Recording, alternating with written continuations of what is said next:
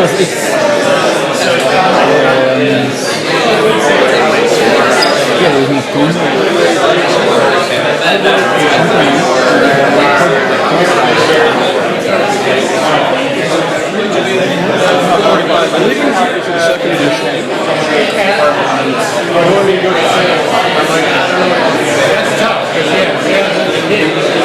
is where you make your money. Well, welcome. I'm going to ask everybody to come and join us now. I know it's kind of a full house, and we're going to get started. I'm Beth Kozinski. I'm one of the co-founders of transmediasf, and welcome to the realification revolution. So before we get started, I just want to thank some of our sponsors here tonight. Citizen Space, this is our first time to use this space, and these guys have been incredibly generous. And we're looking forward to doing more work with them. The Co-Learn, the Producers Guild of America, Lagunitas, big shout out to all of these guys that help us to put this together. And beyond moving on to our fabulous panel of speakers tonight, just a couple of announcements from us. Is Jan here? Yeah. Jan, come on up. transmediasf has started a new production called Madame Mars with Jan Millsaps. Jan, come and tell a little bit about it. It's a really exciting project. We're very excited about it. Thank you. All right, show of hands. Who wants to move to Mars? Really? All right, well, I'm actually one of the Mars One astronaut candidates. Believe it or not. And it's been a long time since we've been in space. It's been over 40 years since we actually left Earth orbit, and a lot of things have changed. So Madame Mars, and yes, there is a Madame Mars. We are making her now. Madame Mars firmly believes that the first foot to step on the surface of Mars should be made by a woman. For several reasons. First of all, it's our turn, right? Second of all, a lot of things have changed since we last left Earth orbit. The year that we left Earth orbit last and went to the moon was 1972. That was the same year that Title IX was approved, which most people associate with athletics, but it also ensured equal access to science and technology courses, and was really the beginning of the STEM emphasis: science, technology, engineering, and math. Also, this is a really different kind of space age. We're not just going to Mars to plant a flag, collect some rocks, and come back. We're going there to settle down, build and sustain communities, and that is going to take contributions from everybody. So we are in the Madame Mars production trying to trace the history of a lot of women who have done some similar work that is helping us get to Mars. We're looking at what's happening now, and we're looking at future generations and trying to make sure those future generations are prepared for careers, for lives in space, not just to Mars, but to worlds beyond. Madame Mars is looking for friends.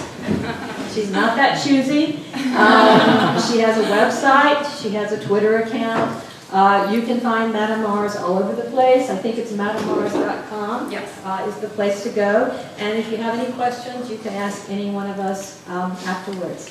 Thank you very much. Great. Thank you. In short, Madame Mars is going to be a transmedia documentary project with a website that is a living laboratory of all of these women. And I don't know if she's arrived yet, but one of the women that we're going to interview, we've signed up with NASA, with JPL, with the Lowell Observatory.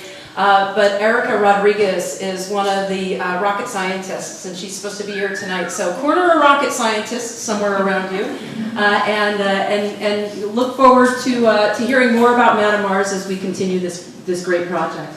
A couple of other quick announcements before we get started. Our next event is on June 9th. We're doing this with the TV of Tomorrow show. We're actually helping to host their hackathon, which is the weekend before our event. And our next event is being done with the Producers Guild of America and the Television Academy. These are the folks that give out the Emmy Awards. So we're really looking forward to that. Save the date for Monday, June 9th. We'll look forward to seeing you there. A couple of other quick things. We've arranged for everybody that's in this room, if you're interested, to get a free pass to tomorrow night's event with our friends at Yeti Zen. So if you just go to yetizen.com and use the code Transmedia Rocks if you'd be interested in seeing the founders of Diablo 2. A couple other things, just really quickly, we're doing some work with NAB, and we'll be showing some of our first events in the South Bay. For those of you that actually make your way all the way up to San Francisco to see us, we really appreciate it, and now we're coming to you. And you'll look forward to seeing us in the South Bay a little bit more. This event is on May 28th, so if you're interested in this, we can get more information to you from our website. A couple other things, just housekeeping. Barbara Tien is in the back of the room demoing her application Ponga. So in the next break, when you're grabbing your next glass of wine or beer, go and see Barbara. It's a really cool photo storytelling app that you're going to want to check out. And with that, I'm going to turn it over to co-founder of transmediasf, Maya Zuckerman. Hi, everybody. So we decided to call this event the Realification Revolution, and also because we love anything with ification, because it's really running rampant, you know, sportification and gamification and everythingification right now. So we really wanted to join the gang, but it's also the land of the real. We're now moving from just creating apps and things that are digital, going back into the real world and having this very interesting renaissance between real and unreal, and in transmediasf we love that. We love this crossing of media, technology, and working together. One of the reasons why we have a robot on as a mascot on most of our events, and the robot's name is Vegas, by the way, and Justin, that's his father. Can you raise your hand? That's his father. Even from my inception, yeah, you are his father. Even from my inception, he's always been around, and Justin did this amazing story world while creating Robot, where he sent these 3 beautiful robots around the world to create connectivity between humans and actually have each one foster a robot for a while. And the other lady over there, Rosie was her name, right? The Brain in the Jar. There were 2 characters that we created for our Transmedia Jam back in 2012. So definitely, we've always seen transmediasf as a space for not only digital makers, but makers of all sorts. We are going to have a wonderful talk later, even more about the Maker's Manifesto. But we have, because we have Mark Hatch here, but the manifesto, I created a quick kind of word cloud around the words of the manifesto, really is a renaissance in what has been happening in the world. Again, coming back from the generation of just do it yourself or inventing yourself into this maker, which is both. And Deloitte Center of the Edge actually was talking about it. I really got involved with the maker movement early on, years ago, when I went to Burning Man the first time. This is actually from last year. But that is, for the Bay Area, one of the biggest maker movements. But I've seen a lot of things coming in and out from Burning Man itself back to San Francisco, and kind of hand in hand, hailing if Burning Man's our sandbox for testing things, and you bring it back into the real world and you test it here. I'm not a big maker, I'm more of a digital maker, but I also made this, which is this big stellar icosahedron, because I have this thing about stellar icosahedrons and geodesic domes and all these great things. So even I caught that bug a few years ago. There's a really interesting ecosystem happening right now. This is a slide from Deloitte University Press, a movement in the making. One of the writers is either here or going to be here. He'll be lifting his hand if he was here. But Delisha Kovasiria, John Hagel, and Jonas from Maker-Driven Businesses going up and up and up. These different steps of where makers are. You know, zero to maker, you've got all these different spaces for them to interact, like the Maker Fair, like Pinterest, like meetups. To start off, you have the maker-to-maker interaction, and then the maker-to-market, which is a very interesting space to be in. I think, you know, the interesting thing is that we always have been makers, and it's something that is in our DNA, but there's something new about the way we're doing it now. And it is new because it's changing how we do business. And the advent of 3D printers and rapid prototyping available for everybody really makes it easy for everybody to become a maker. This is another slide that I really like, the idea of the creator-consumer ecosystem where the individual can be both at the same time even, and creating this really rich environment for a new form of business to be created. One of the things that I really like to see is also this new support for children to become makers. And DIY and the Doozers were two, and also Instructables. DIY.org is a wonderful website. It's got an app as well for kids learning skills. And it's really beautiful, really easy to do. There's all these, like Instructables, very similar, but really, really good to kids to learn how to do different projects, from anything from science projects to making your own little 3D something, to creating, to making cookies, to everything. And actually, you can collect badges to level up, so very gamified, extremely beautiful. Instructable is very similar, but even more open to the wider adult audience. And the Doozers, this is brand new. So Hulu just posted this as a Hulu exclusive. It's Jim Henson, AKA Disney. And if you remember the Doozers from Fraggle Rock, those were the little guys that kept doing. But there were, in the 80s was it the Fraggle Rock, I think? They were kind of those ones that they're cute, but nobody even noticed them. And I think this is what's happening with the status quo of makers and the philosophy around makers is all of a sudden they got their own TV show 30, 40 years later where they're the mainstream. They're what kids are seeing. And actually, in preparation for tonight, I actually looked at an episode. It's really cute. It's 11 minutes. And what I noticed was a few things. Rapid prototyping, problem solving of ideas, design thinking. They put that all into the show. And also something that I really love, girls and boys get to play together, and there's nothing wrong with that. Everybody's trying to invent new things, and they're trying it together. It's also creating this, what I noticed in the episode that I saw, creating a safe space for kids to explore, to fail, and it's okay. Like they went through like 4 iterations of an idea, and every time, oh, this doesn't work, well, let's try this. And this is very different. This is very new, I think, to see that in kids' TV shows. And again, the Doozers is because they do. So they were also, even in their name, they come through as the doers. So we have 4 really wonderful presenters tonight. And the way we're going to do it tonight is a little bit different. We're going to have each presenter present, and we're going to take 2 to 3, maybe 4 questions from the crowd. And then we're going to move to the next one. And we're not going to have a panel at the end. So if you have something you really want to ask them, lift up your hand during each of the speakers. So the first wonderful lady of our speakers tonight is Libby Falk from CDX Project. And Libby, CDX Project is the name, not the project, actually came from the Transmedia Startup Weekend, is that correct? That's correct. Yeah, that's very exciting. So the Startup Weekend Transmedia, we helped produce last year in 2013, and it was 54 hours of working around creating, prototyping your business, and Justin, you were there as well with another cool game. So Libby is an entrepreneur, designer, researcher based in San Francisco. She's also the co-founder of the Coalition for Innovative Development, Education and Action, Idea Co, right? Yes. Where she designs, prototypes, programs with the mission of turning makers into change makers. I love that. And she's also the director of CDX Project. Hi, everybody.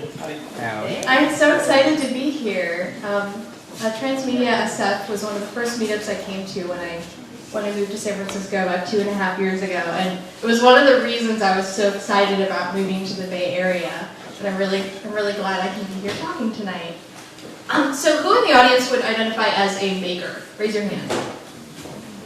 Awesome! That's a good number of people. Okay, who identifies as an educator of some sort? Okay, keep your hands raised. Who knows an educator or a teacher? Okay, if your hand's still not raised, who knows a kid? Okay, great. So what I'm here to talk to you about tonight is about making in education. And more than that, change making in education. And I'm specifically going to tell you a little bit about the CDX project. So what I'm going to do to start is I'm just going to show you a real short video that kind of overviews what the CityX project is, and then I'll go into it a little bit more after that. So if you guys can't hear, shout. I'm going to start that.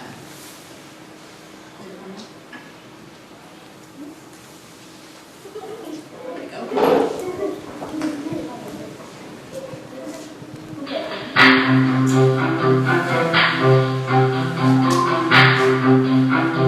My name is Caleb, and I'm 8. My name is Lauren, and I'm 11 years old. My name is Lydia, and I'm 2 years old. Hello, citizens of Earth. Our journey from the planet couldn't have gone any better. Though we had a few minor problems, we successfully landed on our new homeworld as of late last week. We are turning to the people of Earth to help us design our first city, City X. Our citizens have begun identifying their problems, and we shall make their translations available to all the citizens of Earth.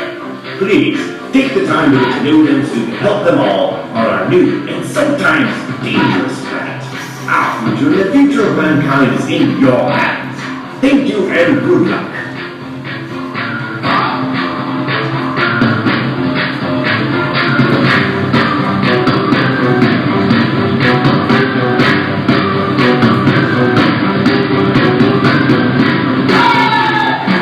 I made a phone detector that would detect all hurricanes or any bad weather. I invented a safer football helmet. I invented a robot companion, You need to do whatever it takes to get this project into place.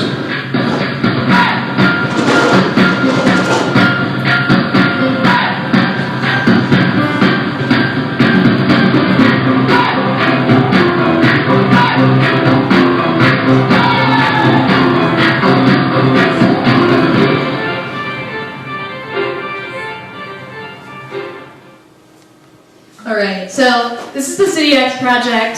We've been working on this for about a year and a half, and basically it's a curriculum for 3rd to 6th grade students to begin to learn about the design process, about making, and particularly about 3D modeling and 3D printing. So the reason we started this was we started to see some of these tools going into schools. We're hearing a lot more every day about the maker movement. And we wanted, in particular with 3D printing, to create some curriculum that would help makers who wanted to do this in schools and would help educators who were also interested in making kind of have a place to start. So that's what CityX is. And as Maya said, the story of CityX actually started, here at transmediasf, the startup weekend. We kind of started by just throwing some printers into a classroom and seeing what would happen. And then we realized that in the 8 to 12 age range, we really needed a little bit more of a story to make this whole thing cohesive. So this amazing team helped come up with the story of CityX, which is basically the story that these space colonists have just landed on another planet, and they've sent their transmissions to Earth, and the kids in the workshop are the designers who need to help solve the problems here on Earth. And another shout out to the wonderful Justin right here. Actually, he voiced our mayor, so he was the voice you guys heard. Wonderful mayor of CityX. And this here is one of the citizens, to give you an example. This is a citizen of CityX. So in the workshop, each kid gets one of these little transmissions, a citizen card, and they need to figure out how to solve this citizen's problem. And we do this by going through the design process. So if you're not familiar with it, this here is the Stanford D-School design process. And it's not just about making, it's about empathizing. It's about really understanding problems and how to come up with useful solutions. Then we actually have the kids come up with prototypes with just simple clay. They create clay models like this boy over here. We then have them turn their models into 3D models. We talk about perspectives, we talk about primitive shapes, using free online software like Tinkercad and 123D Design. And then finally, we talk a little bit about 3D printing, because the story of CityX is that all they have on this other planet is a 3D printer. So we actually need to turn their inventions into 3D models so that they can send them to CityX so they can actually make them there. And we started doing this in my hometown of Appleton, Wisconsin. This is a picture from our first workshop. We had no idea what we were doing, and we had no story at that point. But it was really fun, and the kids loved it. And so eventually, we kind of grew that, we came up with a story, and then we had the opportunity to go test this in different places around the world. One of the really incredible things we found about 3D printing in terms of why is it valuable is that in some way it actually serves as a way to communicate an idea without a common language. So if you can take an idea and turn it into a 3D model, you can send it to another place in the world, and even if you don't speak the same language, you can actually print and hold that idea in your hand. And so we had the opportunity to go to a few different places, including Lebanon and Budapest, and experiment with this. And what was really neat was that the kids actually got it. The cultural differences didn't matter in this context. They still understood the design process. They still understood making. They were just these basic human things. And in Budapest, actually, this is the first time we entirely translated the workshop to Hungarian. And we had some designers there facilitate it. And the kids still rocked it. They did so great. And it was really cool to see that this idea could translate to other places. Because that was one of the main things we wanted to do. We wanted to see how we could use these technologies to connect kids. So we went around, we tested a few other places, and one of the places we went to after Budapest was this tiny little town called Eek, Alaska. This is a little village, a 300-person Yupik village on the far west coast of Alaska. And inside the classroom, it may not look very different from some of the other classrooms we worked in, but this is actually a view of Eek from the plane as we flew in. The only way to get to Eek is to take a prop plane. There are no roads in this town. And it was when we were in Eek that I really started to think about, what more can we be doing with a project like this? It's one thing to sort of introduce the ideas and the concepts of making and design to littler kids, but we were sitting around at lunch, and some of the high schools were gathering around us, and I was like, oh my gosh, why aren't we doing anything with these older kids? Like, these are the kids who could actually be making a huge difference. So one of the interesting things about Eek is that in their school, they're really well funded. Every kid has a laptop. But when they go home, most kids don't have running water in their homes. And in the winter, when the river freezes over, that's the only way they're able to import fuel is on this river. And so if the river freezes over, the only way they can import fuel is to fly in. So a lot of times they're just really cold in the winter. And there are some major problems in this community that a process like design and tools like we see in baking can actually help to solve. And so that got me thinking a little bit more about how can we be teaching not just making, but specifically human-centered design, real design skills to get kids solving real problems.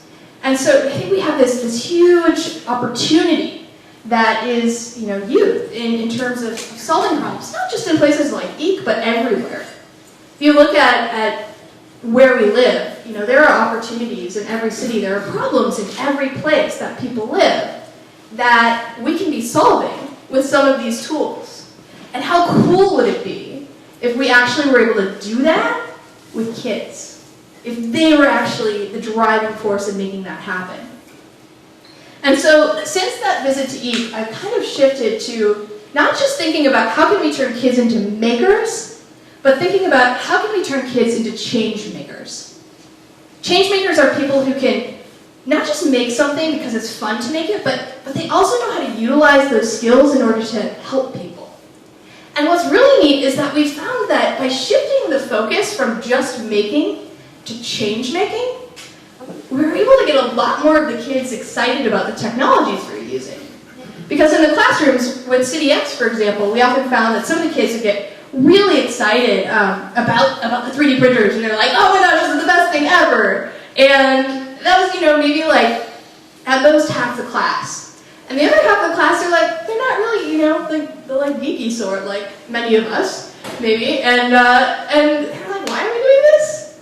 But as soon as we introduced those citizens of City X, the people that they needed to help, the reason that they needed to learn these skills, we had 100% engagement. So what I've been talking about a lot lately is not just that we need to be bringing making into schools, but we need to be bringing the reasons for making into schools. We need to be bringing change making into schools. Because that actually is kind of a missing element for getting kids excited about technology. Because some people really love tech just for tech, and other people want to know what you can do with it. And I think that's an incredible opportunity that we have. And so I wanted to just kind of share a little bit about our next project, which is called Reboot City. This is a civic innovation game for high schoolers. And this is kind of looking at that problem. How can we actually begin to get high school age students, even college age students, involved with the types of making that can actually impact their local communities? How can they actually solve different problems that we all face, be it San Francisco or a tiny town in Alaska? And with that, I just wanted to say, so you guys all know teachers, or you are teachers. These are some different awesome ways that you can engage. We've got, we're looking for regional partners.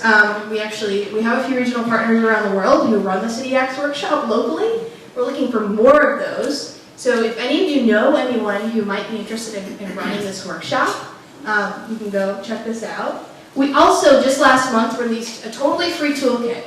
It's literally includes everything you need in order to run the City X project. So if you are a maker and you want to take this into your kid's school, or if you are a teacher and you want to start to introduce some making, we put together this resource. It has all the citizen cards, it has the videos from our wonderful Justin, the mayor, and all of that stuff.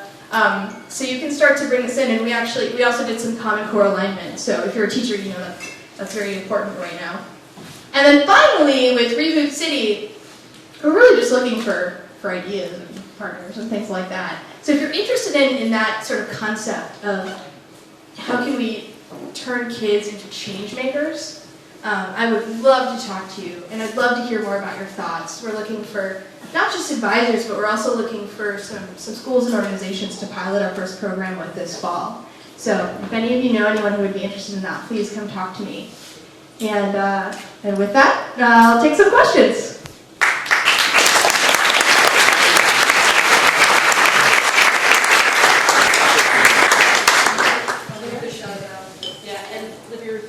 Repeat the question for the cameras.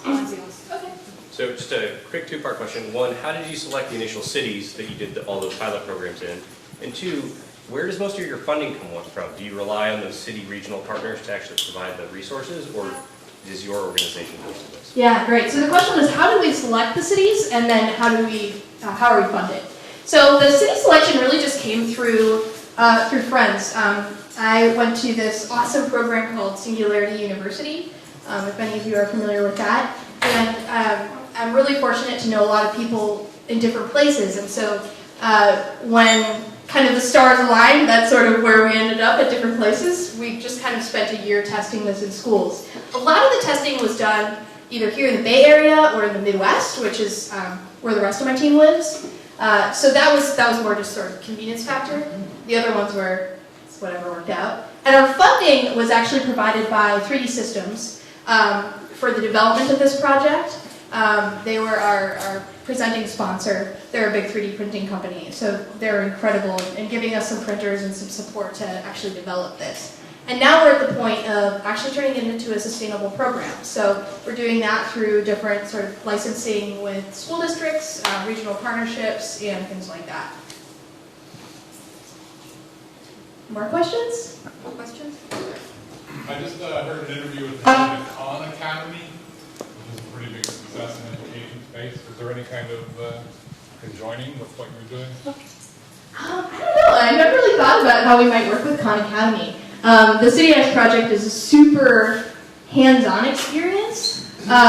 It's meant to really get kids, playing with their hands and building things and thinking, using this sort of G-School design process, which is very much about iteration. I think that'd be pretty hard to replicate in a video, which is more what Khan Academy is about. But I do think that Khan Academy is an excellent example of some of the great new tools that we're seeing in the education space, and some ways that teachers can sort of flip their classrooms to do more hands-on activities like the CityX project.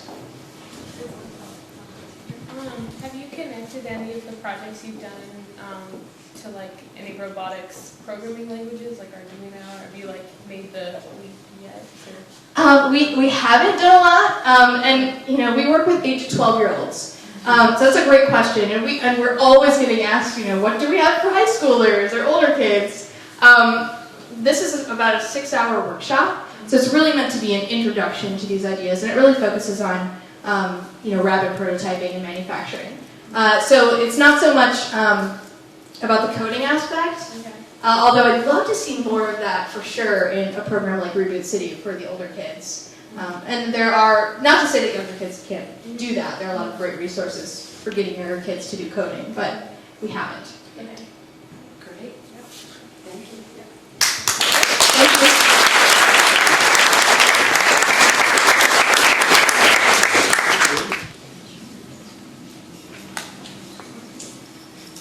And now let me introduce you to the CEO and co-founder of Tech Shop, Mark Hatch. He's also the author of the Maker Movement Manifesto.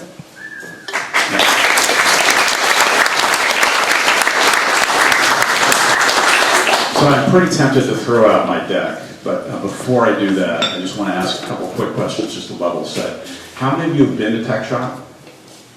Like most everybody. Yeah, I think I'm going to throw it out. Cool. So I'm gonna burn through parts of it and then get to I think some kind of economic stuff. So here's the blurb from my publisher. It's been a great year to be a maker. Right, MakerBot.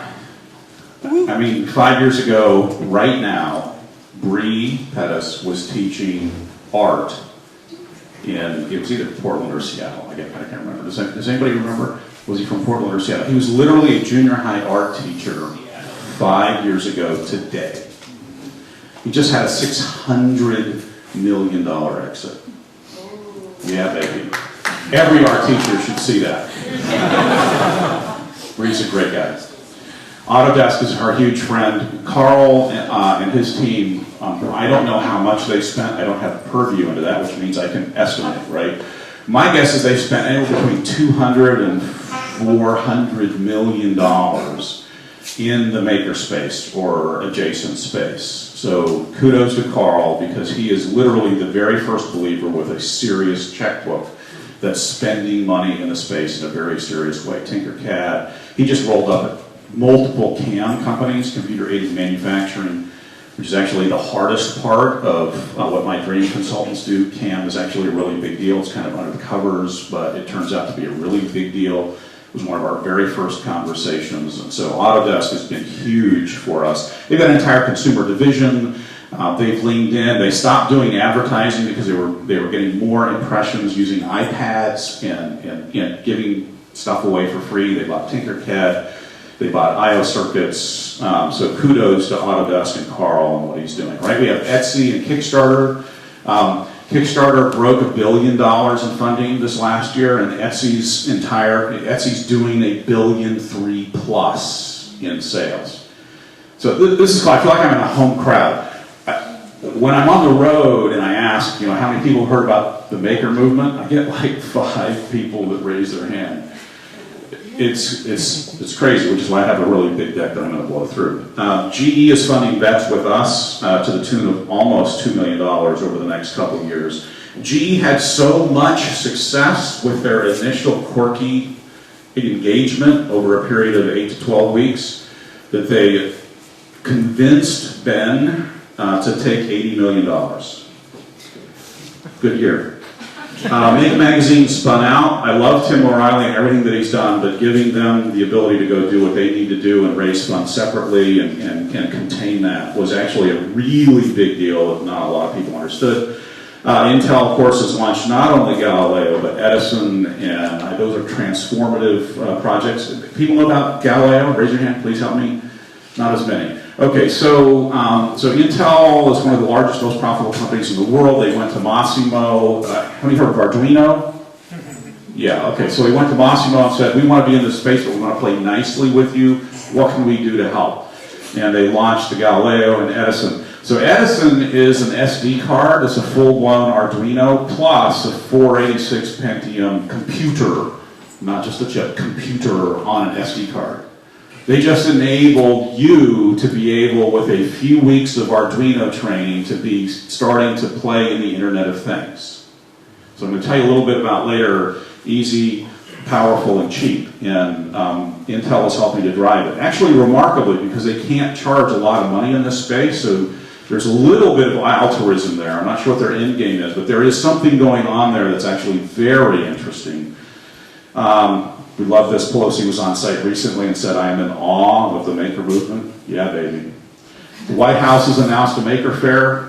It's coming up sometime, I believe it's in June. I don't know if that date has been announced yet. There are a couple of books out. That's a note to my publisher. And David Lang's book, Zero to Maker. It's a really inspiring story. If you haven't read it, you should get it.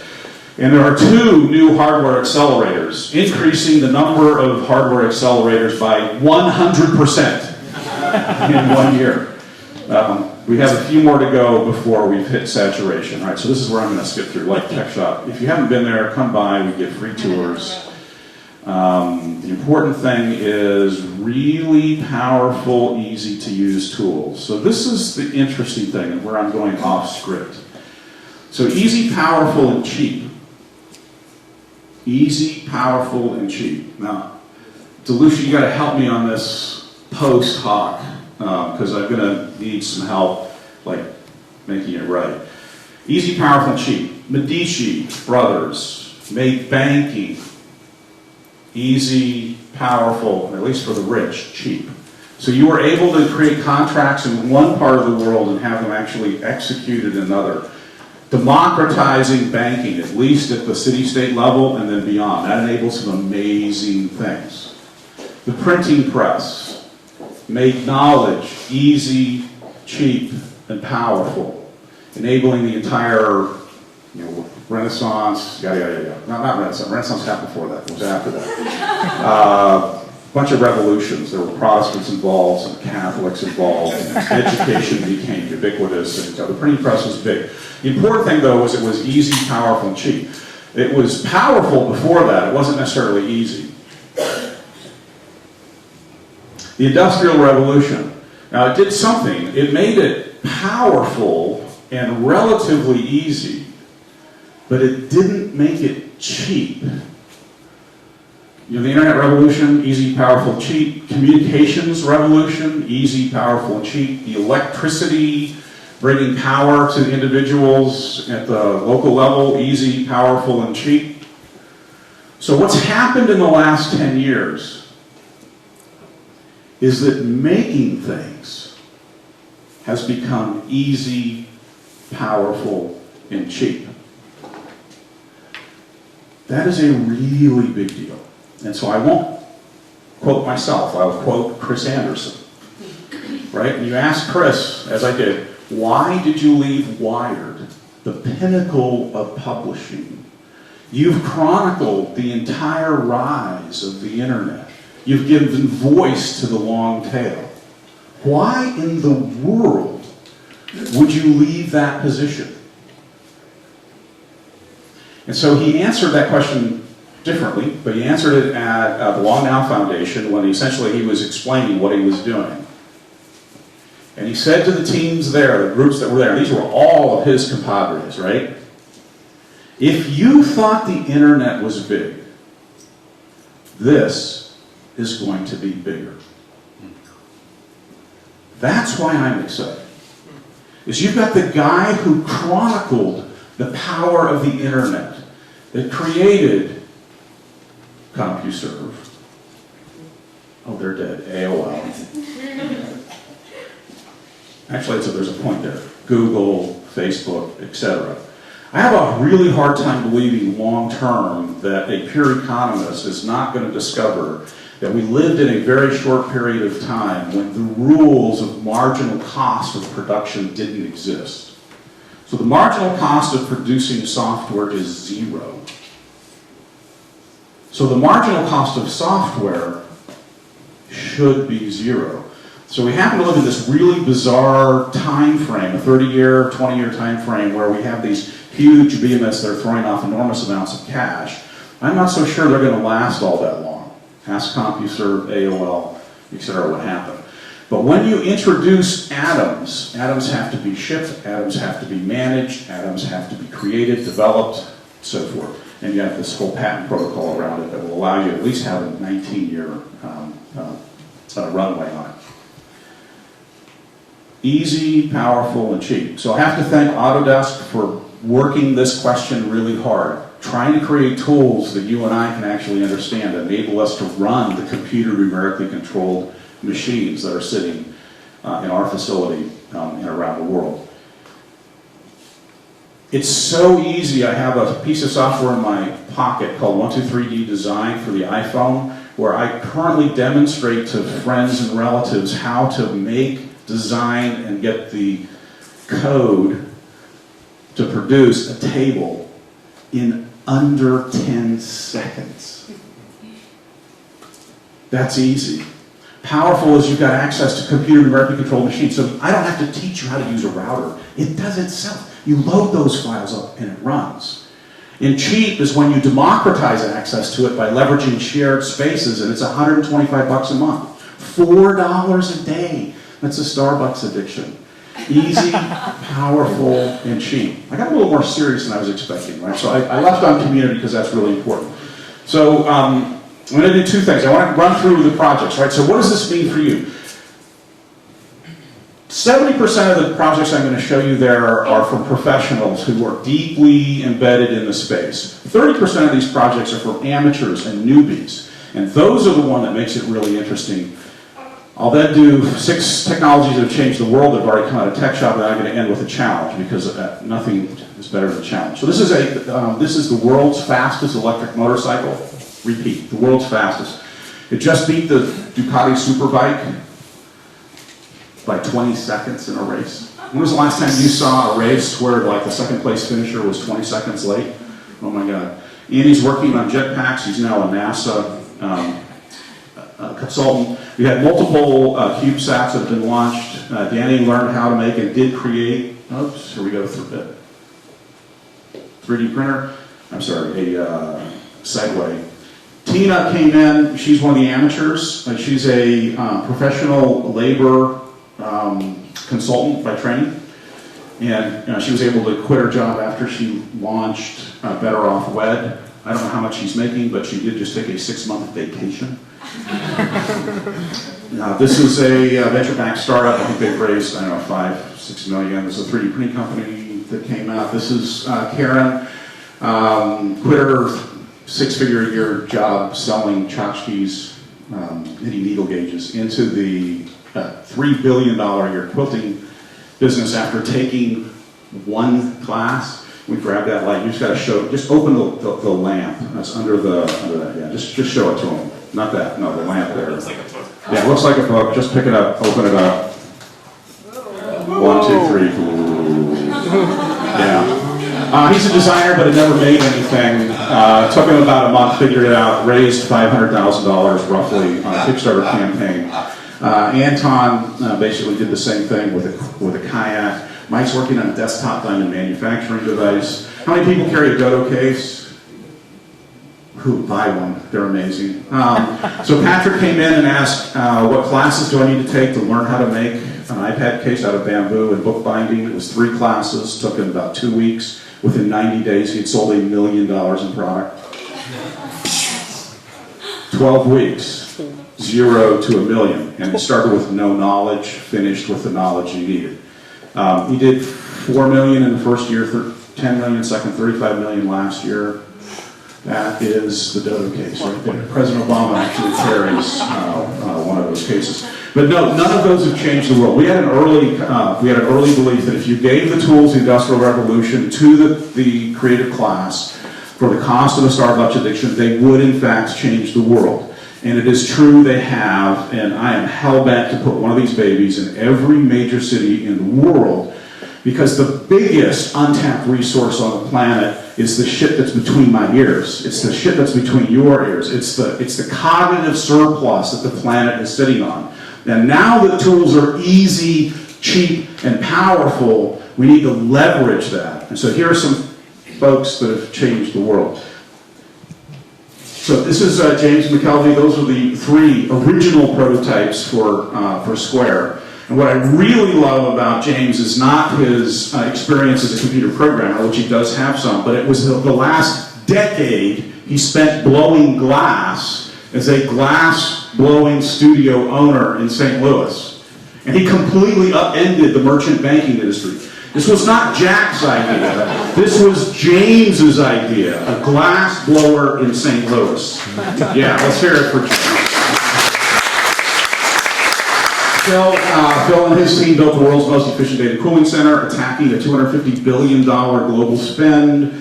I skipped over somebody. This is a nitrogen detection device. They've raised $20 million, including folks from like Linode Koshla. These guys won a 2012 Fast Company Social Hardware Company of the Year, started the world's cheapest irrigation system. Let's hold up the blanket. That's on track to save 100,000 babies' lives in the next 5 years. Actually, they're already halfway there. They've got 50,000 of those blankets out, and it saves a life every time. But here's the challenge. Kind of the point. Here we go. So, my wife developed an allergy to flowers about 5 years ago, strangely enough. Now that sucks for a guy, because that means I can't hit the grocery store on the way home on February 14th. Right? Anniversary becomes actually a planning project where I have to go like get jewelry and so forth. So I hadn't get a rose in 5 years. So I bought a 3D printer, put it at home, because I think my kid needs one. I could very well be wrong, but I don't think so. It's kind of like the Trash 80, TRS 80, and so forth. It's like, it's that time. You bring those things home. So I'm setting it up, and I need to do a test print. And so I hit Thingiverse, which is Brie Pettis' thing, and it's actually the stalking horse. That's probably not the right. I think the real value that their company bought wasn't the 3D printing company. I think it was Thingiverse. It's got the largest database of 3D printing free things on the planet.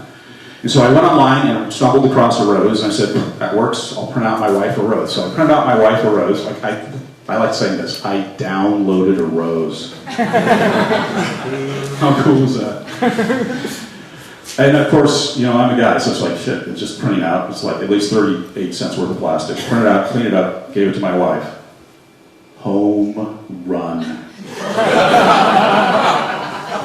Oh my God, the first rose I've given her in 5 years, and I made it.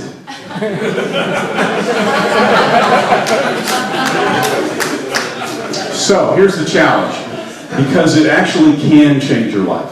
Please, sometime this year, Christmas, worst case, make something for somebody, give it to them, and experience that rush, because it is completely different. Thank you very much.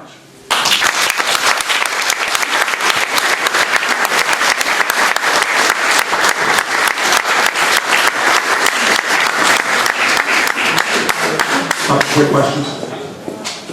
Do you have some questions for Mark? Any questions for Mark? Yeah, right here. So many schools and educators are interested in setting up maker shops as part, like physically installing them. What do you suggest they do? So I think a really elegant hack on that is to start with the first robotics club and like totally, completely, fully support them, and then make sure that it's open to everybody. We have got to bring shop class back to junior high school. It's like the worst possible time in all of human history not to have shop class is right now. So anything I can do, anything anybody can do, like tweet it, talk to your congressman. We have got to bring shop class back. It's critical globally. It's the cognitive surplus, and we've got to engage with cheap, easy power, right?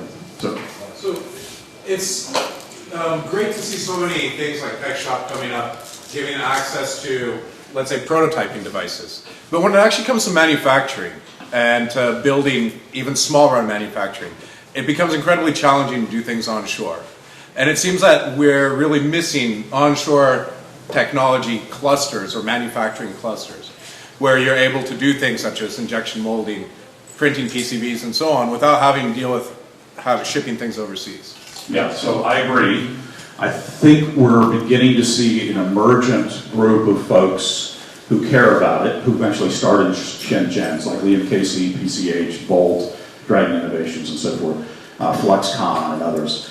We now happen to be sitting on the lowest cost energy manufacturing production capability in the world, so I think it's going to come back. The way it's going to start, though, is high margin. You're going to start on high margin. We're going to bring that stuff back right away, and then longer term it'll go to the lower margin. Now we're never going to compete with super high volumes, fully integrated, iPhones. So that's going to be a long time. But there is a lot of money in short runs. A lot of money. Like General Electric comes to mind. Like train divisions, they don't produce 1 million train engines. Boeing comes to mind. They don't produce 1 million engines, right? So this desire to create 1 million of something, screw it, let them have that part of it. There's way more value in doing high quality, short run, great products locally, and that's where the money's at. Let them chase margin. You don't want to do that. Anyway, that's my personal advice. Yeah. Right. I really appreciate the open forum that Tech Shop provides. There's a bunch of makers and inventors all there. It's kind of like open source. Everyone's just sharing ideas left, right, and sideways. But these are commercial ventures in many cases. How do you handle, how do the people who work there and play with these projects, handle the confidentiality and the... It's actually relatively easy. I mean, really, it's relatively easy. And again, you have to experience it. Most of those projects, the commercial ones, were upgraded by interactions with the community. The trick is speed to market. It's no longer how good is your IP. It's how fast can you get this baby out. That's one answer. The other one is you do have to protect it. And so we ran offices. You can go high. So there are ways you can manage your IP in this environment. The most likely problem that comes out of the sentiment that you just stated is that great idea goes to the grave. That's the big problem. It's not that you got to get it out there. You've got to get it exposed. You've got to give it an opportunity to be upgraded. The concern about IP, you just get over it. Do what you can, do the best that you can, and roll with it, dude. All right, that's it for me. Thank you very much again.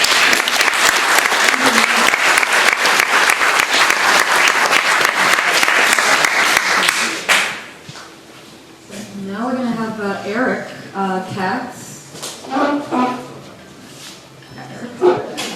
And he is also the founder of the nonprofit Maker Mark, which it produces Maker at the Mint, a large-scale retail pop-up event at historic Old Mint in downtown San Francisco, not too far from here.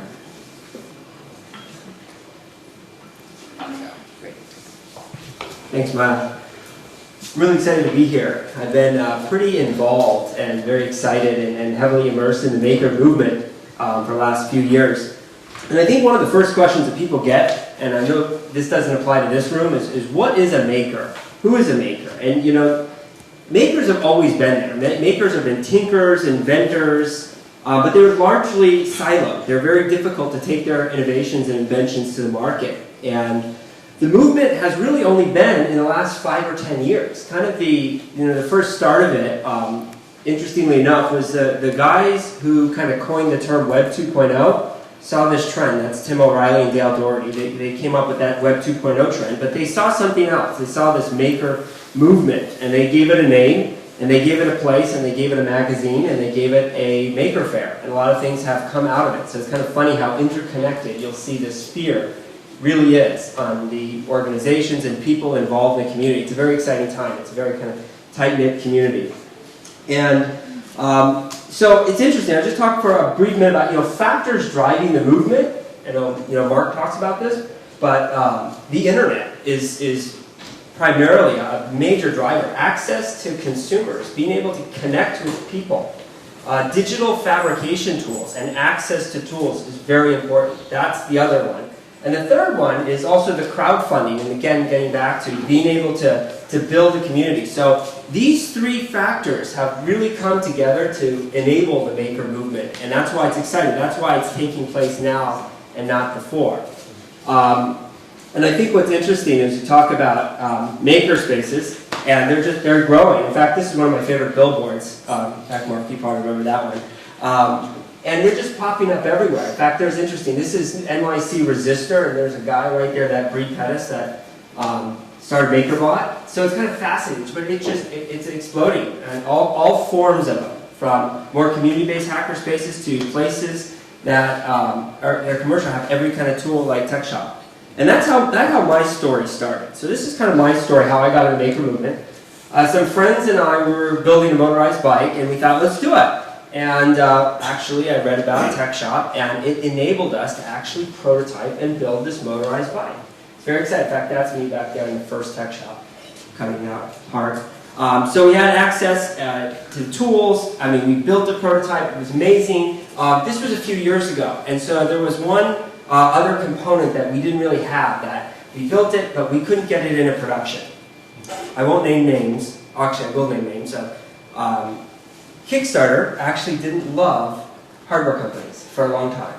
In fact, Indiegogo does. They're here. They have always supported us. But back then, it was very hard. You couldn't actually just say, I have this great product. I want to take this product to market. No, we don't like it. And so therefore, that's where that project went. But I love it. I'm still very passionate. So talking about the pain points, I think about it. Knowledge, funding, small scale manufacturing, and retail. So this is the first part, is knowledge. The knowledge gap is getting solved. The knowledge gap, you learning online and taking classes. Funding. There's a lot of funding platforms that's coming up.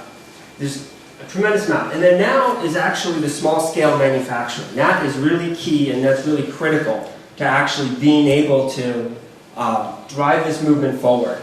And the last piece that I've seen is really ability to sell.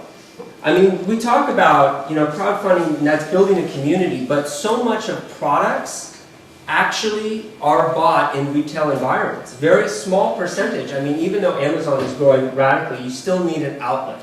And so I see all these amazing places to, people are making stuff and can invent and innovate, but I don't see as well as outside of, in a physical world, because we're talking about physical products, and that's different than buying digital products. And so this is kind of the idea. This is what got me excited. I realized telling you a little bit about MakerMart.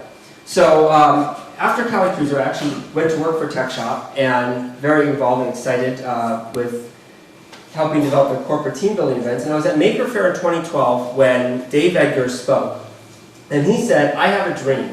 And it looks like the ferry building, but for makers. And I said, that's fantastic, because that's the missing link. That's a big, important missing piece. And the large-scale idea is to get a building and actually make it the mid-market Makers Mart. The city got very excited about this, an actual large-scale facility where you can have a whole diverse set of makers. And again, building this as a community organization, but we have to change the economics of retail. And so that's what we started. And one of the first things I said, let's do a pop-up. Let's do a prototype. Typical maker shop. Let's do a prototype. Let's get that going. So we started this in 2013. And we did the Makers Mart, Makers at the Mint, where we rented the old Mint on 5th and Harrison. And so this was the architect of kind of the long-term vision. And we had over 50 makers and artisans vending, 15 food vendors, and over 2,000 people came through. It was really an awesome experience. We really wanted to curate all of the different pieces about helping makers get access to the public, and then it's all about the iconic venue. So the mission of MakerMart is giving makers and artisans an access to high-quality retail. Because again, when you're talking about physical products, people like to touch it, feel it, hold it, they want to see it. And again, there are so many amazing products that people make, but if you sell it on the street, it just sometimes doesn't do it justice. And so that's kind of the mission, and that's what we've started. Very excited about where we're going, and talking a little bit about the short-term, mid-term, and long-term. So this was the short-term.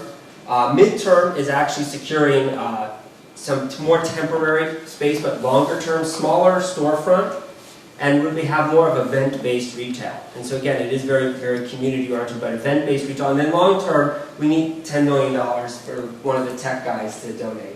Actually, I already talked to Jack about it. Yeah. So that's really the vision with MakerMart and what we're doing. And talking about kind of the future. And so it's very exciting what's going on in the maker movement. The ecosystem, there's so many kind of pieces and platforms coming together. I mean, there are software platforms that give feedback specifically for maker companies and hardware companies. There's funding platforms, there's incubators. All of this stuff is going. These incubators, the funding platforms, all of the new spaces that are coming available are really, it's also reinvigorating local manufacturing. I don't know if you realize this, but Silicon Valley before was always about hardware production and chip fabs. So it's actually reinvigorating a lot of the local manufacturing here. My vision for the future, again, is very much with makers are building together culture. It's a unique culture. It's very open source. There's a lot of very exciting open source projects, and that's very much part of it. So anyway, my email is eric@ericcats. And again, thank you, and I'd be happy to answer any questions.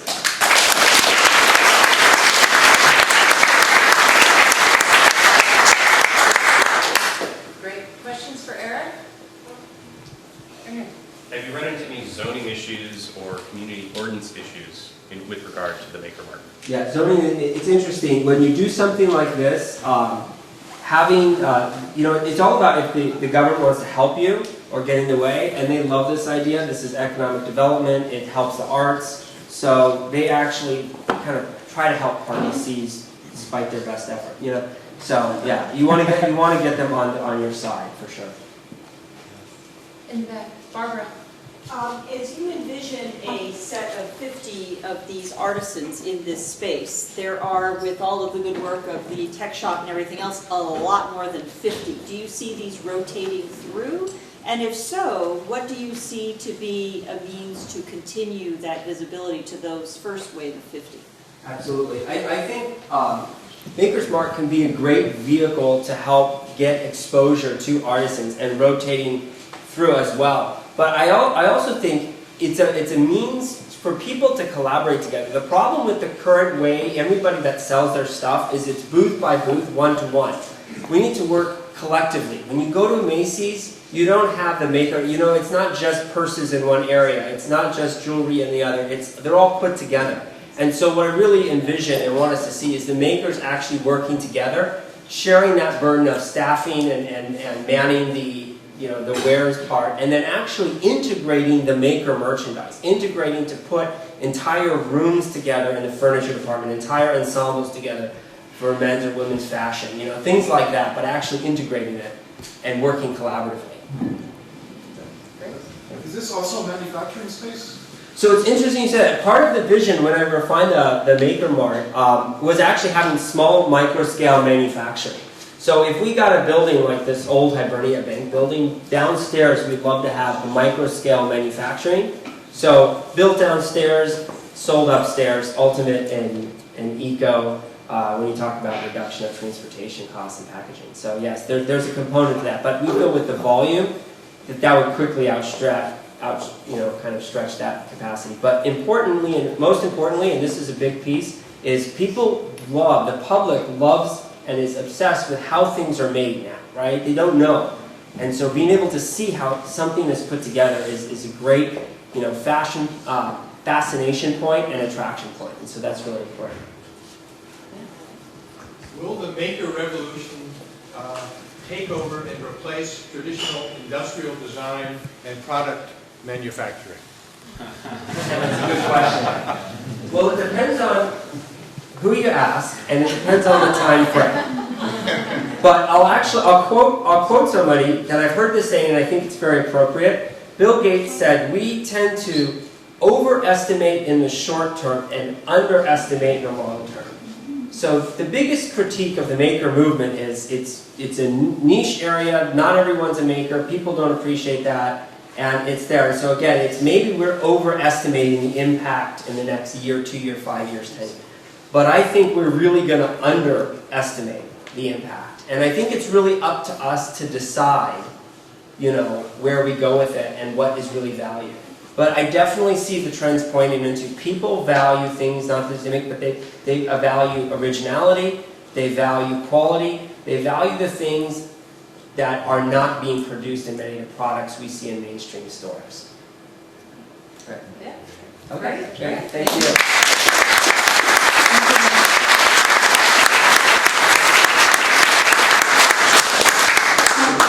And our last speaker for tonight is Greg Fisher. He's a serial entrepreneur and inventor with a focus on hardware and manufacturing. In 2005, he founded the Berkeley Sourcing Group, a turnkey manufacturing service provider, and partner for small businesses manufacturing overseas. Great. So that was probably the perfect lead-in question for what I'm about to talk about tonight. What is the effect? We have a lot of makers, we have stuff going on, there's a lot of hype, there's a lot of reality, and where does it meet, right? What makes the maker movement real? A lot of it is getting products in the hands of people, right? Stuff we make, getting it out there, getting into other people's hands. And from where I come from, we're about producing overseas for these makers. We focus on hardware startups in very small scale, and that is about becoming what is now being termed as kind of a successful hardware startup, right? And the difference is really that a maker makes things, and then a maker that produces a business, creates a business, builds a successful business, and produces for other people, kind of graduates into what we're now terming as a hardware startup. So, how many of you are in software? Raise your hands. All right, so we got a few. We're, kind of Silicon Valley here. We're used to this idea that we can have an idea, build a product, do it ourselves in the garage, make $1 million, get it out all over the world. And I don't want to simplify it, but I'm not a software guy, so I'm gonna. Basically, it's kind of coding and business acumen, right? You build a business, you have some code, you build a website, you can do it all with one or two people. Not a really big challenge, right? Obviously,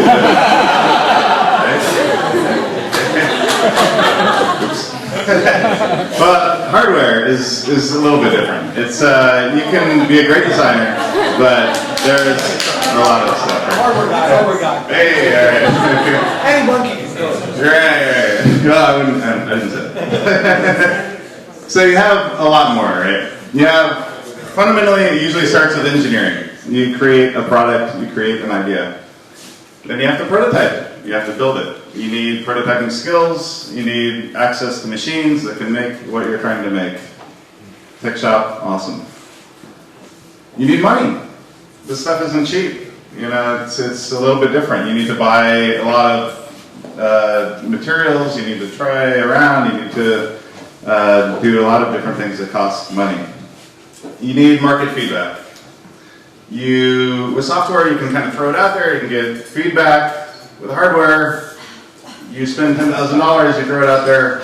Spend another $10,000, you throw it out there. You want to get as much feedback as you can early and often, so that you know that you're making the product that you're willing to invest in, that you're raising your money for. Tooling is a big part of that. Tooling for injection molding, you start at anywhere from $5,000, could be up to $150,000, $200,000 for tools to make a mass production product. You can't really skimp. There's no easy way to get around that. You can 3D print things, and that's great for iteration, but it doesn't really get you the final product as it's going to be produced in its final state. Often you need overseas production. You need to know how to manage a team, how to manage manufacturing, how to build those relationships, how to communicate, how to bridge the language barrier, and all of that. You need to know how to manage that. Quality control, you can do all of that, and then you can have a defective issue that goes through your entire production line. That $100,000 gets shipped and arrives at your door and is no longer working. You need packaging. Packaging is kind of its own little thing. It's just one of these little niches where you need to understand, how to present your idea right, how to do the artwork, how to have a really good onboarding experience. real products can hurt people. It's not just a website, it can, you know, it can be dangerous. It can blow up, it can light on fire. It can do lots and lots of things that you probably didn't think about before you built it, and until you really tried it out and ran it through the ringer a little bit. With that, you need certifications. You need to protect your IP. Right? You need to know not only legally, but operationally, how do you protect your IP? How do you get fast to market? And I totally agree with Mark. You know, a lot of it is just getting out there faster than the next guy, because that is sometimes the best way to protect your IP. You know, there's lots of ways, but you need to understand that. You still need to know how to run a business. You need to know how to manage people. You need to know how to direct the team, pull everything together, know what your market wants. You need to know shipping and logistics. You need to know, you know, where you're shipping, how you're shipping, what are the Incoterms, all that good stuff. And then you need to know how to get it into retail. Sometimes retailers want different packaging. They want things done in different ways. You have to please your customers in retail. And then finally, you get it out there, you think you're all done, you still have to provide customer service, right? You need to let people know how to use your product, what they do when something goes wrong, and you need to provide that ongoing support. So, long list, right? You got a lot to do. It's not easy. And that's why if you go to these hardware startup meetups, right, probably the one thing you've heard most is that hardware is hard. And it is hard. But we've come a long, long way, right? We've all kind of heard these stories, I think, growing up with the American dream, and Joe Schmo invented this product and he sold 1 million of them and it was great and he lived happily ever after. If you really look at those stories dating back, there's almost always some significant kind of outlier that person had a good relationship with a distributor or a lot of money or something that really allowed them in the door to big business, and the big business really drove the business. Nowadays it's different. There are a lot of tools that can be used that are making life a lot easier for hardware startups. And I'm going to give a quick rundown of kind of some of those tools tonight, what they are, how they're changing the space, and then I'm going to talk a little bit about the people that I've worked with that are using them and who they are and how they've done that to be successful. So, prototyping. So we've talked about 3D printing. It's great, it's super iterative. You can print it out, you can see what it does, you can try it, you can change it, you can be very quick to go to your next idea. Tech Shop, little plug, absolutely great tools, industrial tools. It's hard to do good stuff on domestic products. You need to, as far as like home products, I mean, you need industrial level tools to really get the tolerance and the things that you need working. Co-working spaces. So, you know, I'm going to mention actually a lot of people building these tools and in this environment that are here tonight, luckily. So we have Seth Helsley, raise your hand, and Justin with Blue Sprout and HollisWorks. They're building co-working spaces that are pulling together real hardware startups, people that are looking to build products. They'll have light industry, prototyping, warehousing, co-working with lots of like-minded people to share ideas, and this is really going to drive the whole prototyping and building new products for businesses. You have Arduino, which was mentioned a little bit earlier, which is a new way, an open source platform to bring in electronics and quickly iterate electronics ideas. Next you have funding and market validation, you know, and I really put these together as far as crowdfunding goes because, you know, everyone kind of thinks of, wow, it's great to get money early. It's great, the crowdfunding thing, to get money before you're spending it, right? Cash flow, I think I've heard different numbers, but is usually the 90-95% of small businesses fail due to cash flow problems, is one stat. And crowdfunding is a great way to go because you get the money before you spend it. So you sell your product before you've even made it, before you've spent that money, you get that money, you use it, it's very quick to market. But even more important, I think, with the crowdfunding is the market validation. You know that people are willing to buy your product. Otherwise, how do you really know? Your friends and family give you great reviews, you show it to some people. Until people start really pulling out their wallets, you don't have good confidence that you're going to give up everything else in your life and spend all your money and sell your car and your wife and your kids and put it all into what you really need to be doing. And finally, we're getting angel and VC interest. We actually have Bradley here from Tandem Capital, who is running a hardware division for Tandem Capital, which is now interested in funding hardware startups, which is brand new. I mean, this really didn't happen even a few years ago. Market feedback. So there's other great tools to get market feedback now that we didn't have even a few years ago.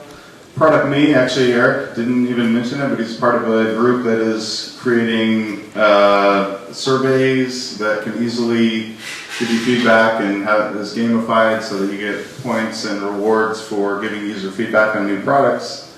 Obviously SurveyMonkey, I guess it's kind of old hat now, but 6 years ago, people weren't really using it, and it's a great tool for being able to reach out to the people that you're trying to work with. In manufacturing, we also have some new tools. Locally there's some guys called Fictive, which run prototyping kind of 20 to 500 level range of small run manufacturing. There's lots of other small run manufacturers who have kind of existed that are coming into the space and that are popping up out of nowhere to address this brand new maker movement of, well, I've got a few prototypes, I need to get 100 made to test my market, and I can go to these local guys, I can communicate really well, I can get things done really quickly, they can make the product the way I need to, I can be out on the street, I can get feedback and be ready to roll very quickly. So. Then there's also more folks like us popping up that are managing the overseas communication. And I started in China 10 years ago. I was working for a tool company that we did $30 million a year as the quality control manager. We had problems. We had drills exploding in people's hands. We had given specifications. We had a team on the ground. We had everything pretty much lined up, but still, there was a huge gap between what we were communicating and what we were getting and how we managed that process. And so, the original reason I started Berkeley Sourcing Group was to give people that team on the ground. You don't need to learn Chinese, you don't need to understand all of the things you don't know, right? We know what you don't know so that we can help guide you and avoid major missteps, which one thing about hardware is each misstep is potentially fatal. You really need to know how to avoid those and manage those well. Because if you make a defective product, if you ship a container of defective product overseas, it's pretty much junk. I've rarely seen a situation where it's even worth it to rework it. You're buying new product and then you're late on your delivery times, which is usually the bigger issue than even the money. So. Logistics, there's a bunch of new logistics folks coming up.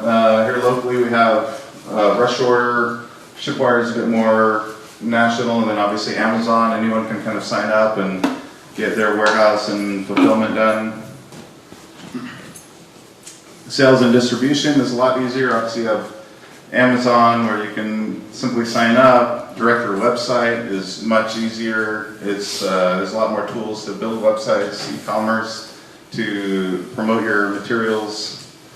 There's also a couple sites coming up. Is Chris here? We had Chris from Celery's supposed to be here, but there's 2 sites that are also locally being developed that allow you to pre-sell your product, which is a great way to test your price points and figure out what's working, what's not, before you really hit the market in a big way. So all of this coming together is really making hardware easier. It has been difficult. The success stories have been few and far between, but they're really popping up, getting a lot of attention and becoming very real. So a few of the success stories I've worked with particularly. So this is use a BKR. Anyone here have a BKR bottle? Yeah. Wow, that's surprising. Actually, they're getting pretty big. They're in the Gap. They're in Crate and Barrel.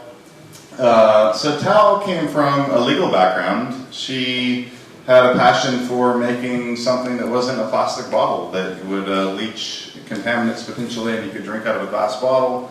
She created BKR. This is a glass bottle with a silicone sleeve, and she got into the market really pushing kind of the clean idea, getting out of her kind of lawyer job, and she started selling pretty well and better than she expected, and it turned out that it was actually her love for fashion and her beautiful colors and kind of her presentation that was really driving the market. She realized that, she focused on it. Now she's selling nationally and internationally, Spain, Korea. They're tripling their sales every year for the last 3 years. You have modified watches. Here's kind of another experience on this idea of iteration, and I think it goes through all of the themes that we have tonight. Is that you have an idea, but you really need your market feedback and your customers and those folks to tell you what they want, what they're excited about. And Aaron he came from consulting in Deloitte. He was doing an MBA program at Haas. They had a school project to create a business. So he came across these watches from China, modified them a little bit so that they could be easily converted. So you have a case and a strap, and you can mix and match as you like. And it was pretty successful right away as his school project, and people really jumped on board. And he found some people just loved it. They bought every design, they bought every strap, and he had some serious net promoters. Finished up school, turned it into a business, keyed in on some of the main factors of how that worked, and has developed an amazing community of people that just love this product, and nurses and some niche markets that you wouldn't really expect, but through some trial and error and some research and good focus, they've developed a really thriving business. Now you can actually print any design. They just had a successful crowdfunding campaign, and you can upload your image, make your own watch for I think $60 or something. So incredibly focused and personalized.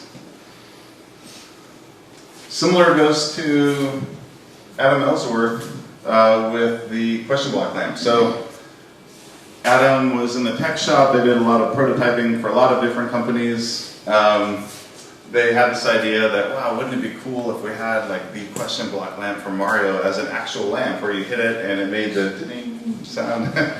And so they did it. They made it in the tech shop. You hit this bottom here, it lights up, it makes the ding. Every 8 times it gives you the free life. I don't know if you got sound, and I mean this kid's face says it all, right? It's just some people that love this whole concept, and so they were making them out of the tech shop for quite a while. When they needed to boost up production and get to a larger audience, they came to us. It was a bit of trial and error, but we created the product. This is what they're looking at getting into national production this year. And finally, I kind of want to focus on this one because I think this is really the quintessential kind of hardware startup product. So Mark Delman started this. He was the founder. He used to be the brand manager for Kraft and Xerox and a bunch of other large companies, making good money, had a stable life, and he was just caught up in this whole maker thing. He's like, wow, this is really cool that I could make my own product. And he happened to have chickens. He raised chickens in his house in Palo Alto. He's a big gardener, very organic sort of guy. And there was no good answer to how you water your chickens, how your chickens drink water. Typically there are for the industrial world, but not for domestic chickens. So a lot of people, you put the water down, chickens kind of kick up. all kinds of stuff, feces, food into their water, they get sick, it's a big problem, you're always changing it. But you know, it wasn't really a big enough niche to attract the big business of the world. So Mark is stuck with this problem, he's frustrated, he thinks, hey, I can do it, I think there's got to be other people that are feeling this same pain. So quits his job, goes to the tech shop, works with the guy who teaches the class, Dan Freschel, of injection molding, tries to kind of do the design himself, goes for a while, realizes, well, that's not really working out, there's things he didn't think about, it took him a long time to learn the program. Worked with Dan to finalize the engineering, they did some 3D printing, looked good. He worked with us and we helped him kind of finalize some of the design for manufacturing problems. He did Google AdWords, and he somehow got chickenwater.com URL, was the #1 chicken water guy, right? In like 3 months. Like, who knew? And all of a sudden, you know, whenever anyone is looking for a chicken water, they don't see anything else. All they see is Mark Dolman. So I think this is really the crux of it all, is that, you know, there's going to be some great success stories and some big market disrupting forces of makers that can really compete with big business. But as individuals, I think the really cool thing that is about to happen, and it's kind of similar to software, where there's a lot of niches where people aren't served, right? You have question block lamps, you have chicken waters, you have watches that are very personable, that people that have that interest, that drive, and that passion can now pull together all of the skills and tools to create a business and to satisfy those needs. And so the way I see, there's certainly going to be a lot of market-changing forces on the big side, but I think this is really how it's going to change our world in the next 5 years, next 10 years, is that products are going to be made, you know, by real people, for real people. Oh, say that again. Just kidding. They will, though, I promise. That, you know, will really meet the needs of what we're looking for in smaller markets and really open up this whole new product line of the fact that, you know, we don't need to make 1 million products. We don't need to make 10 million products. You know, if you can make 100,000 products a year and sell them into your market, you can have a great lifestyle business. You can piggyback that onto other products. You can really connect with a very significant market in your own very personal way that big business clearly hasn't done for a long time, and they're getting farther and farther away from that until, you know, these folks and us as makers are really forcing them to realize, hey, there's a lot of good stuff here and we're going to make it ourselves. So it's my 2 cents. Thanks so much.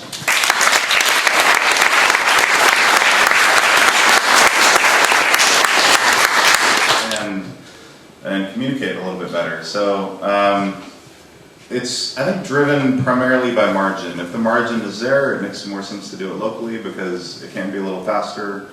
We have tons of experience in design expertise here, but if you're more cost conscious, it certainly is going to be also more competitive to go overseas.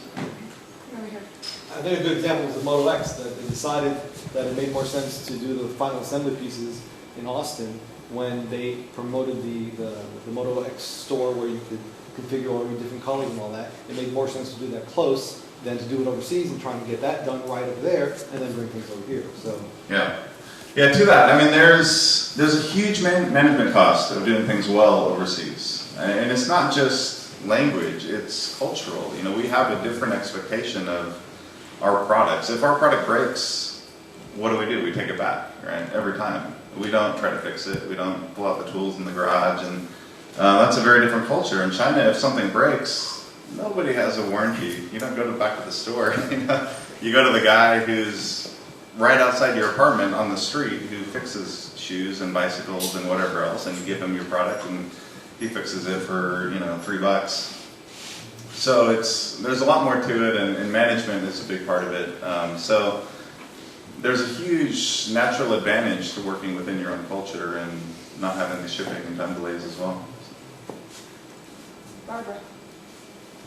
Across all of the speakers today, you've introduced the power of the maker movement and whatnot, and in particular with your experience with sourcing of components, do you see a future in which there is a vertical integration, a certain level of a vertical integration for middlemen, providing the services for inventors and then handling the back end of it, the sourcing and components, and in particular inventory management for those companies as inventors come in, and our previous speaker talking about the retail side? Definitely. I mean, it's a tough question, and every space is very, very different, right? I mean, cash flow is huge, so wherever you can save money, go direct, and do it effectively, then that's a good idea. But at the same time, it's very, very complex, and so having, I think, especially good high-level guidance, right?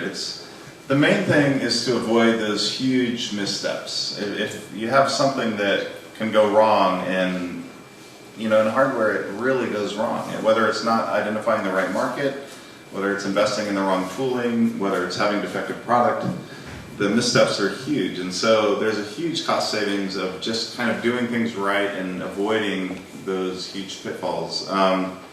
That being said, there's a lot of great tools where you can go direct now. And so I think it's important in getting more complex that you have to pick and choose. And you certainly have to have, I think, the right people on your team.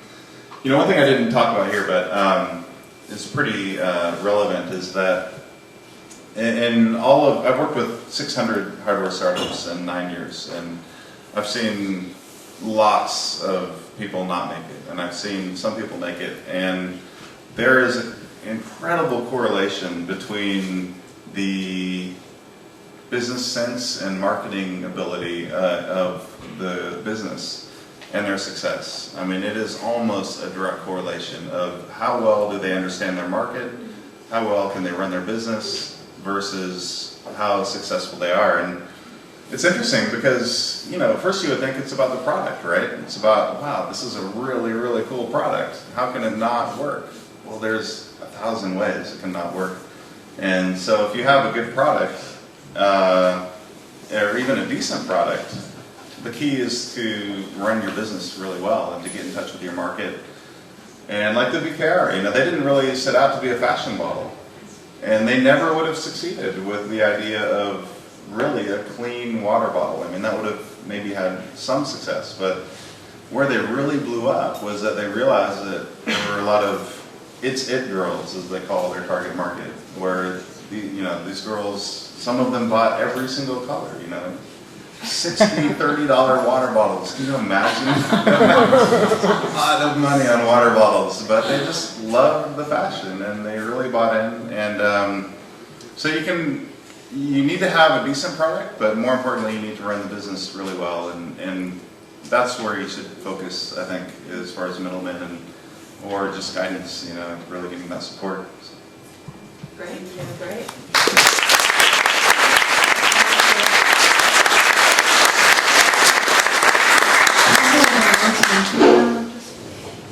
Yeah, so I just wanted to wrap a couple of things up here before we send you back, and there's going to be opportunity. There's more beer, more wine. I think the pizza might be gone, but hey, just get your drink on a little bit. And before we go, though, we get asked the question, why is transmediasf doing a Maker Movement event? And the reason is this: it's all integrated these days. The multi-screen, multimodal world has in many ways enabled this maker movement. It's made hardware easier. It's made it more powerful, cheaper, and faster, as Mark was talking about. And it's now becoming integrated. One of the reasons in our little logo we have Justin's robot is we're looking at connected devices and connected toys and wearables now in the transmedia world that are going to have new user inputs. So we're really fascinated and excited about this world. And just a couple of things that, what our speakers were talking about that make this movement an incredibly powerful movement. Greg talked about two people that had six-figure jobs. Ty, that was an attorney and became a maker and has now got a business that is a nice lifestyle business. Mark with the chicken water, nice lifestyle business. And by the way, I do a lot of work with venture capitalists, and they consider anything under $20 million a year a lifestyle business. That's a nice lifestyle. So, lifestyle business, when you hear that, don't think that these people are barely scraping by. They can be doing very nicely. One of the things that Eric said was really fascinating, that everybody wants to know how their products are made. You're seeing now, even in Burger King, they tell you where the beef is coming from. How many restaurants do you walk into, they tell you where, every ingredient is coming from. We are all fascinated with how our products are being made, and we want to know. And we want that authenticity that comes from the maker movement. And obviously, Mark with Tech Shop, they had an opening in Washington, D.C. He's moving around the country and kind of taking over. He needs to connect with Libby to get this to the younger people. And, one of the things that we're looking to do with Greg and Eric is HardwareCon Cubed. So this is an event that's going to be happening in October. It's going to accelerate hardware and accelerate and elevate hardware startups. So we're looking for speakers, sponsors, and volunteers. I know a couple speakers I'm going to talk to again. But if you're interested, come and see one of us, and we'll look forward to connecting with you. All right, thanks everybody.